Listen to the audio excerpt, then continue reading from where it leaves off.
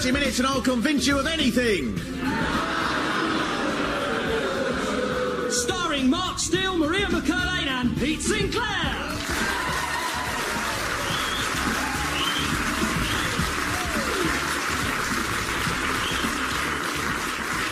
Thanks very much and welcome to the Mark Steele Solution. This is the programme where each week I come up with a radical solution to make the world a better place, and this week's proposal concerns the family. And it offers a solution that is going to end all arguments and domestic tension forever, because after all, most people's experience of the family, right from the very beginning, the first thing they can remember is being dragged off to a cousin's wedding, some cousin you've probably never heard of, and all the aunties will come round going, "Oh, hasn't he grown? Hasn't he grown? Look at the size of him, stand back to back with Roger now, let's see what was the biggest now, hasn't he grown?" And then after the wedding they all come round and go, "Oh, well, Mark, you'll be next, won't you? You'll be the next one, you'll be the next one." And my ambition whenever that happened was to wait until one of them died and then go up to the funeral, going round all the old aunties going, "Oh, well, Auntie Gladys, you'll be next, won't you?" So that is why tonight's proposal is that nobody should be allowed to live in the same family for more than a year. Now, most sensible people would clearly agree with this, but there are some people who insist that the family is the centre of love and affection, and these people have obviously never seen a traditional family Christmas.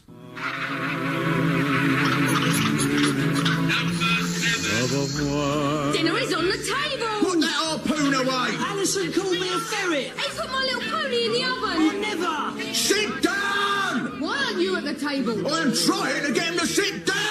We never had food in the old days. Kevin, put me in the cement mixer! I'll cement mixer you in a minute! Get off! Yeah, when you said tasty bird, I thought you meant Shirley Bassey. Who put this horse in the oven?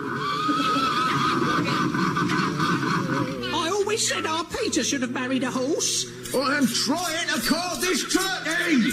I want to do it. You did it now, go on! Give me that carving knife! Oh, we never had knives in. Now look, you've killed Granny. Andy hasn't eaten his sprouts. But it's not surprising that this sort of thing happens, because if they were honest, after all, most people would rather spend Christmas with their friends, because that's what you spend the rest of the year with, isn't it? In fact, if people were really honest, most family get-togethers would just be, "Oh, hello, Uncle John, haven't seen you for ages, how's the lawnmower business?" "Good, yes, up 21%, really, yes." "Look, John, we haven't got anything in common at all, have we? Nothing. So why don't we just say goodbye now and never see each other ever again for the rest of our lives, ever?" But instead, you end up with family outings that go like this. Lovely cup of tea they do here. Aye. Very pretty sauces. Good table maps.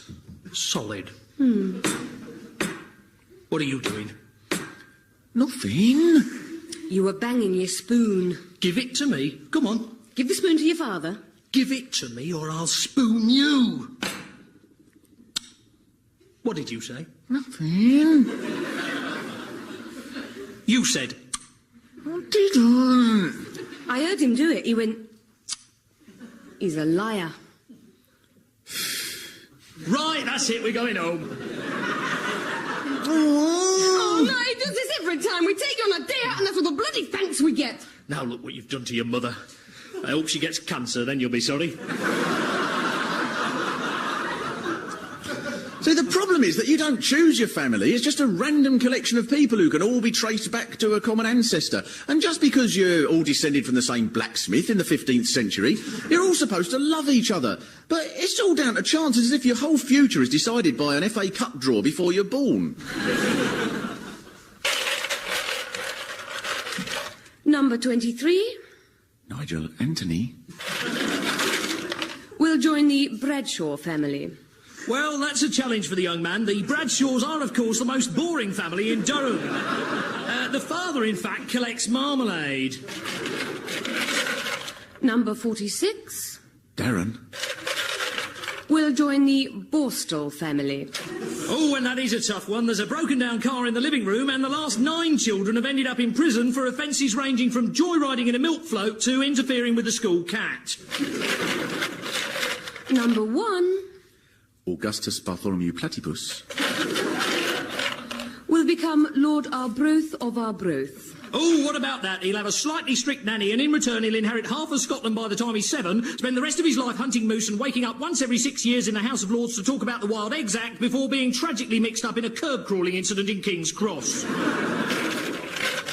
Number 13 Isaiah. will join the Dorkings family of Leeds. Oh dear, disaster. Jehovah's Witnesses. And now the worst thing is, of course, that the way things stand at the moment, you just can't change your family. You're stuck with them for the whole of the rest of your lives, which means you never have any chance to compare your family with other people. So they can just make you believe that the way that they do things is the same as the way that everybody else does it. Like with food, for instance. Now, in my family, I'm sure that I only ate 13 different items of food before I left home. 3 times a week salad, which is all right, except that it was always identical, always made with the same military precision. Salad! Halt! Cucumber! Present. Lettuce! Yeah. Tomato! Yeah. Hard-boiled egg! Sir. Just a minute. What's this? I'm avocado, sir. Red alert! Red alert! Unusual ingredient spotted in salad. Seek and destroy. Each family has got its own tradition and its own laws that just cannot ever be challenged. It's just all so unfair when you're a kid. Like, for instance, your parents tell you off and then they say, well, it's for your own good, but it's not for your own good. It's just simply that they're bigger than you and they can get away with it. That's all it is. Obviously it is, because, like, say your neighbour comes round and spills some tea on the settee, your mum don't get up and go, oi, Mrs Henderson, how many times have I told you to be more bloody careful? And, of course, the way that families are at the moment isn't just unfair towards children. Have you washed me jumper, love? Yeah, it's on the back of the chair. Oh, and if you see me Arsenal scarf, it needs ironing. All right. And can you do the rest of the supporters and all? Well, how many's that going to be? We had 38,407 last week. What? Well, it'll be less today. We're playing Coventry. Oh, put them in the basket. Oh, and after you finish the kitchen, you wouldn't mind hoovering the terraces, would you? Only they're knee-deep in beer cans. Yeah, but I'm meant to be going down to And the when you've outside- done that, can you do the half-time comments? Because Jimmy Hill's a tosser. I'm not actually a member Oh, of and the... while I remember, we need a new left-back. What, do you want me to play as well? You're joking. I want you to give birth to one. Come on, love, how about it? I'm not in the mood. Oh, come on, it won't take a minute. There you are. Told you it wouldn't take a minute. So with so many things wrong with the family as it stands, what possible arguments can there be in favour of it? Well, what a lot of people say is, all right, there might be 1 or 2 problems, but it's natural. It's just normal. And this is what we're taught, of course, natural and normal, right from the Ladybird books that we get at school.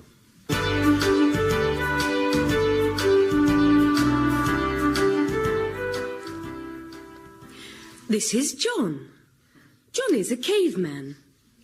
Janet is a caveman too. John is going hunting. Janet stays at home and cleans the cave. Look, the children have been scribbling on the wall. See Janet wipe it off with a sponge. Here comes the next door neighbour, Mrs. N. Her husband works at the post office.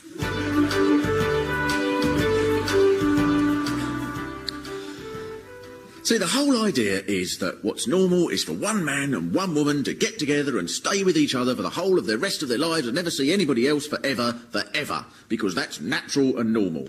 But it just can't be helped, of course, in real life that after 2 or 3 years of being with the same person that the spark sort of goes out, really, of the sex life, and you can find ways around it. But the spark, it doesn't matter how exciting your sex life is. I mean, even if your partner has sex with their feet in a bucket of honey and blowing a bugle during the orgasm, after a couple of years you'll go, here's the bugle, dear. And this is what causes the problem, see, because sex, to be worthwhile, has to be absolutely brilliant. It's no good at being all right. It's not like a film. Like if you said to someone after sex, well, how was it then? And they said, well, I quite like the bit in the middle. There was quite an unusual twist at the end, but I didn't like the bit at the beginning when you put me tongue in here. I didn't like that at all. So after a while, one or other of you is away and it can't be helped, and one or other of you has a couple of drinks and start chatting to someone and start giving it all this, oh, really? I know, yes, you went to Scunthorpe once, did you? That's a marvellous place, I know. There's old steelworks and everything. And then you start thinking to yourself, no, don't. this is stupid, it's just going to cause lies and guilt and deceit. Don't do it, stay faithful, don't do it, no. And it's like all your body is voting, going, no, don't do it, no.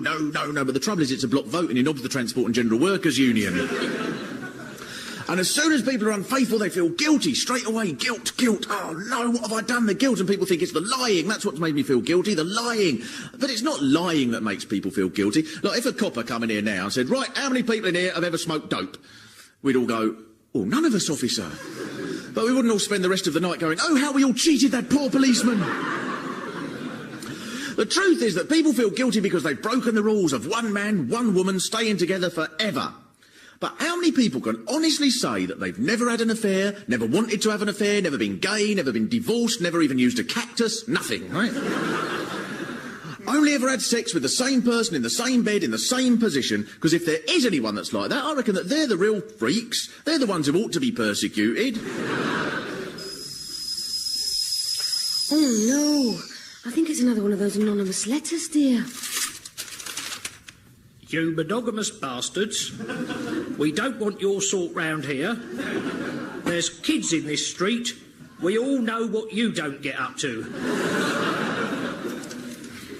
Oh, never mind, dear. Here's a card from your mother. You perverted bastards. To think that a son of mine would grow up happily married. Why can't you have affairs like any other couple? Now, one of the effects, of course, of saying that the family is normal and natural is to say that homosexuality is abnormal and unnatural. But if it's so unnatural, how is it then that 1 in 10 people in Britain are either gay or lesbian? Because for a start, how do they get that statistic, right? Because I come from Swanley, and I know if you went down the high street with a clipboard going, excuse me, would you mind answering a couple of questions? Oh, you go, what? So probably if everyone told the truth, it's probably 1 in 1. Being gay must, of course, be natural, because if it wasn't, with all the hassle involved, then people would just give it up. Like eating ice cream. If every time you had one, people shouted across the road, oi, flake licker! Cone swallower! Or people had years of agonising, oh, God, I hope my mother never finds out about that raspberry ripple. Or coppers hung around in parks going, here, fancy a cornetto? Right, you're next! And nowadays you get people saying, yes, but children now are encouraged to be gay. But if that's so, how is it then at Swanley School for a whole year, every single desk had written on it, John Butler is a puff? And it wasn't because he was gay, it's just because it was the worst insult that anybody could think of. Like, I'm sure in that environment people are encouraged to get up and go, well, I don't know if John Butler's a puff, but I am. And then people say, but it's the television. It's full of programmes encouraging people to be homosexual. Well, if that's true, there should be loads of peak time soap operas that go like this.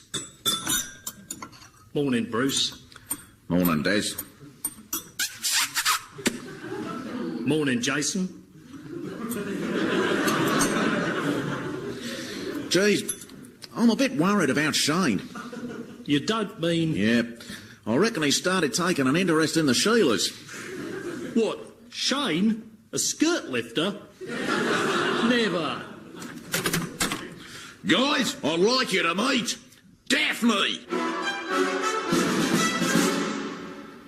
Oh, good day, boys. Get out of my house. Both of you. You're disgusting. No. Hold on, Des. Just because we find the thought of a man and a woman revolting doesn't mean that we can't learn to accept it. You're right, Bruce. I spoke out of turn. Why don't we go upstairs and I'll make it up to you?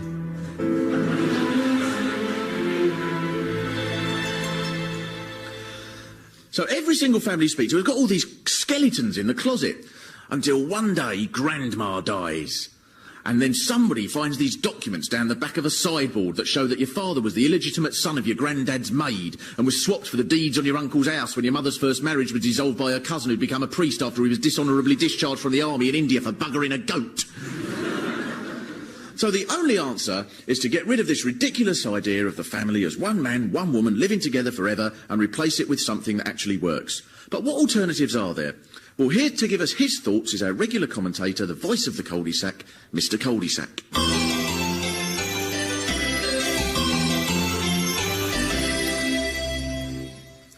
Families? Don't talk to me about families.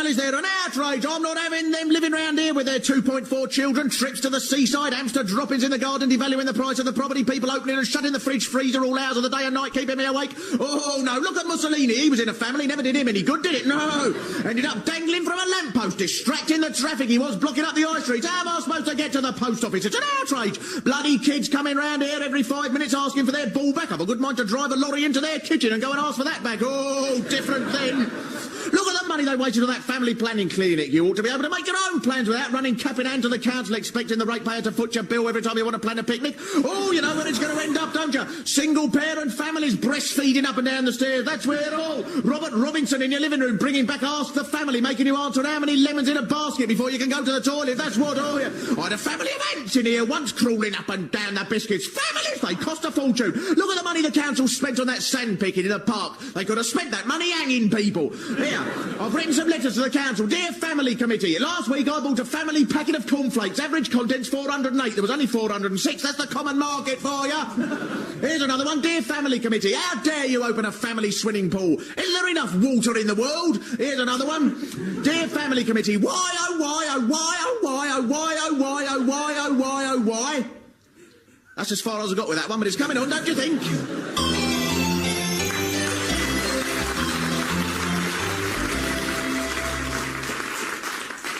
Thank you, Mr. Cul-de-sac. Now, before we offer the Mark Steele solution to the problem, what are the other alternatives? Because some people look to animal behaviour to find alternatives to the family, but is human and animal behaviour interchangeable? Now, for instance, we all know the story of Romulus and Remus, the children who were brought up by wolves. But how many know the story of Anthony Wilbins?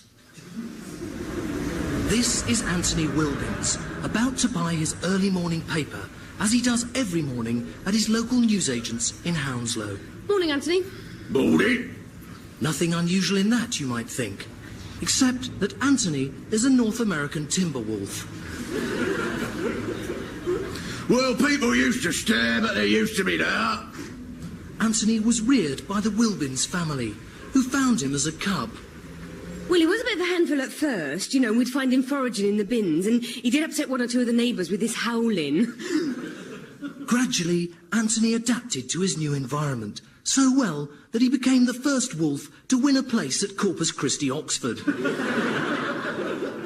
Right, today we'll be looking at the application of quantum physics in relation to the family...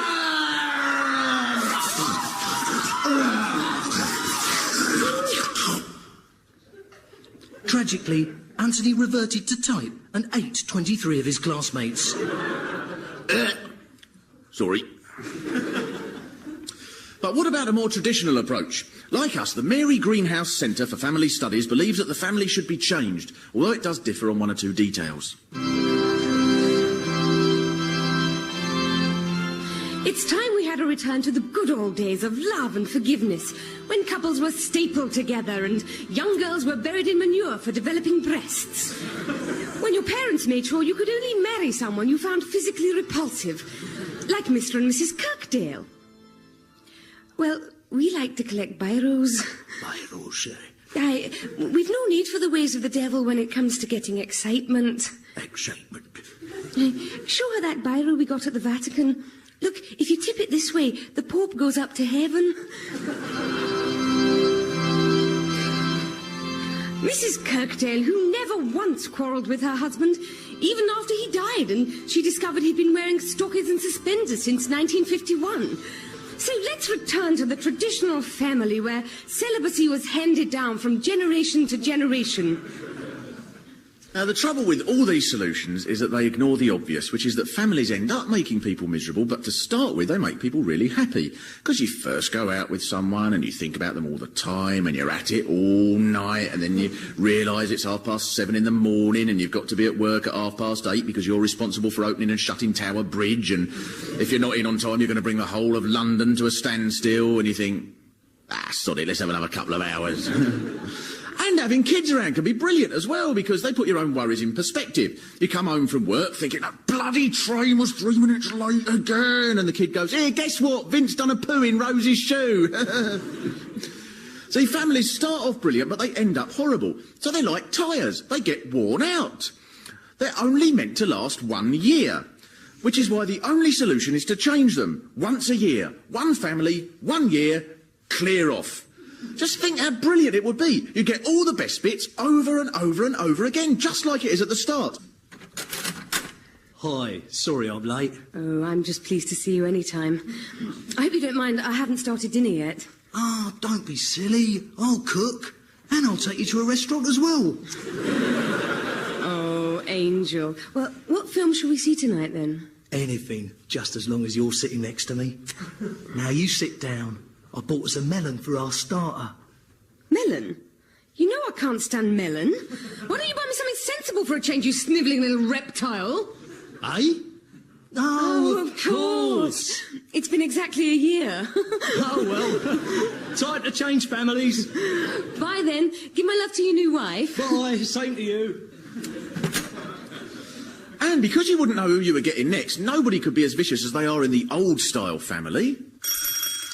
Oh, that'll be me new son. The most important thing when you get a new one is show him who's boss. And don't be afraid to give him a bloody good clip round the ear. Hello, Dad. Oh, you're a big lad for 13. And because everyone would have experience of lots of families, parents wouldn't be able to claim that their way of doing things was the only way. Right, 4:30 in the afternoon. Bedtime, my boy. Oh, bugger. Right, that's it. You know what happens when you swear. Wash your mouth up with soap and water. Come on, don't forget to vacuum it first. Come on, or the devil will take your tongue away in the night. You two don't have to talk some crap. How dare you? You don't hear grown-ups swearing. Yes, they do. My last dad was Bernard Manning. And parents couldn't just pretend that their behaviour was normal. Come along, Johnny. 6 o'clock on a Friday night. That's when every dad takes his eldest son upstairs and spanks him on the bare bum with a pound of mushrooms. Well, none of my other dads did. Didn't they? Ah, as I thought. I'm a pervert. Better go and get myself some counselling, sort myself out. Sorry. Just see how much better it would be. See, in one sense, the Mary Whitehouses are right. It is a good thing if you love and respect your family, but because they've earned your love and respect, not because someone's gone, "Oi, respect your father or I'll smash your face in." If you had a new family every year, people would stick to doing the jobs that they're qualified for. Oh, hello, darling, I'm home. Ah, hello, darling. You must be the new wife. Now, I'm Ken, and these are the two children. Maggie, who only eats hula hoops, and Kevin, who eats wasps. Now, this is my marmalade collection, and it needs a bit of polishing. We're having dinner with the Jacksons tonight, who we quite like, but you get annoyed when he starts droning on about gardening. And this is Mrs. Wingpickle, the family grandmother, who you will be looking after for the next year. She's 92, and she thinks she's a bucket of sand. Well, A, I'm due at a conference in Vienna this afternoon. B, I'm allergic to children and marmalade. And C, I know sod all about senile dementia, so you can stick your grandmother in the corner of a theatre and tell her to wait till someone shouts fire. So the advantages would be just endless. You'd mix with loads of different people, and at the moment the whole family has the same family background. So either you get kids that grow up on a council estate, and if they see a lift going up and down, they think, bloody hell, it's never done that before, I better ring the council. Or you get these rich kids, the sort that get asked to write essays at school on poor people and write, "The Hendersons are the poorest people I know. Mummy is poor, Daddy is poor, even the butler is poor." Under our system, you see, you'd get a mix. Geez, look at the size of this place. I know, it's tiny, isn't it? Are you kidding? Look, if you're going to be my sister, you'd better help me revise my Latin. Sod that. Let's use first a land of gob on that chandelier. Bullseye! Hey, are you still my kids? Well, knock her off then. Here, this is me new wife's place. Here, she must have a bob or two, don't you reckon? Darling, I'm home. What's this? Is you me new wife? Well, it certainly looks like it, yes. You mean I'm going to have to be gay for a whole year? Hey, sound! No worries about getting you up the duff then, eh? Here, can I borrow your razor? So, with all these improvements under our new system, what would it be like for a typical family on a typical family outing? Lovely cup of tea they do here. Very pretty saucers. What are you doing? I was banging me spoon on table. Oh, well, pass us the fork, love. What for? I want to try it on the teacup. Oh, that's nice. I'll get me Hawaiian guitar out. Hey, sound here! Terry, they've got a band here. Hey, mind if we join in? Just back from the counselling. Better now. Let's boogie. There you are, dear. I've got you an extra hot chicken vindaloo. Here, I'll join you on my marmalade jar collection. See you. I'll bet you can gob in tune. I assure you I can. Here, Bruce, Shane, Gabby, it's a party!